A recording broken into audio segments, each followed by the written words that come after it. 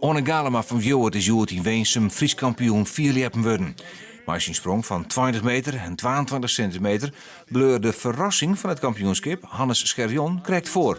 Het is voor het eerst dat Galema Fries kampioen is. Had er macht, had er de stok nou stil. Hij komt wel heel fier, hè? Ja, maar hij ging eng in koers en het liep het erop dat hij krekt het balsje voorbij is. Dit is de laatste sprong. Bart Helmholt van zijn laatste kans op dit FK. Nog 1 keer knallen. En ik kan je melden, het slaat het net. En dat is toch wel heel verrassend. En dus had Onne Galema voor het eerst in zijn carrière de titel. Oh, wat zal hier wat loskomen. Ja, dit is mooi.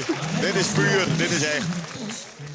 Ja, eigenlijk. Ja, ik ben, ja, je moet misschien eerst 30 worden voor dit zo'n ding winnen, maar het is echt geweldig. Joh. Ja, afstand is misschien net iets de neffens, maar de tegenaf. En dat is geweldig, man. Super. Ja, hier hebben we wat van droomd.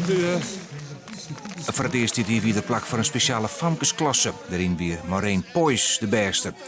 Bij de jongens kon de titel naar Gerard Hoijsma.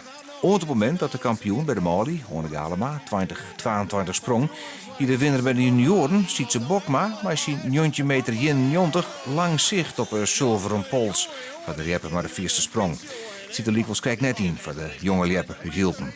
Als lang zelfs de eerste afstand had van de hele wedstrijd, wat tax. Misschien ik er met de zilveren pols vertrouwen. Nou, Arne kwam even bij me. Dan weet toen kreeg ik een finale. Hij zei, hij zit naar boven me. Oh, nou, ik kijk op zijn iets in de gaten.